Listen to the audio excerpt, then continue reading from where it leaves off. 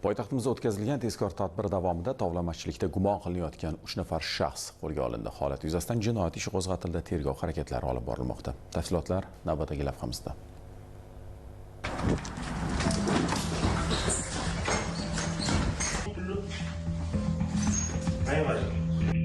Toshkent shahrida tezkor tadbir davomida tovlamachilik jinoyatida gumonlangan 3 nafar shaxs qo'lga olindi. Xabaringiz bor, yurtimiz bo'ylab xavfsiz va sog'lom yurt keng qamrovli tezkor profilaktik tadbirlari davom ettirilmoqda. Xususan, Toshkent shahar Ichki ishlar bosh boshqarmasiga fuqaro ariza bilan murojaat qilgan.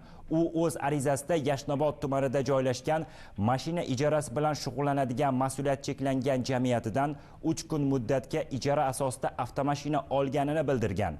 Ijara muddati tugagach, avtomashinani qaytarish uchun borgan vaqtida mazkur jamiyat xodimi Abdusamad ismli shaxs avtomashinani haydovchilik guvohnomasiga ega bo'lmagan shaxs boshqarganini vaj qilib, yo'l patrul xizmat xodimlariga xabar berishi hamda javobgarlikka tortish bilan qo'rqitib, undan 1000 AQSh dollar miqdorida pul talab qilayotganini ma'lum qilgan. Mazkur murojaat asosida Toshkent shahar Ichki ishlar bosh boshqarmasi Davlat xavfsizlik xizmati Toshkent shahar bo'yicha boshqarmasi xodimlari tomonidan tezkor qidiruv tadbirlari o'tkazildi. Tadbir davomida Abdusamad, Shahriyor, Jamshid ismli shaxslar ariza muallifidan talab qilingan 1000 AQSh dollarining 700 AQSh dollarini olgan vaqtida tezkor tadbir ishtirokchilari tomonidan qo'lga olindi. Shundan so'ng tezkor tadbir davom ettirilib, mas'uliyat cheklangan jamiyat binosi xolislar ishtirokida ko'zdan kechirildi.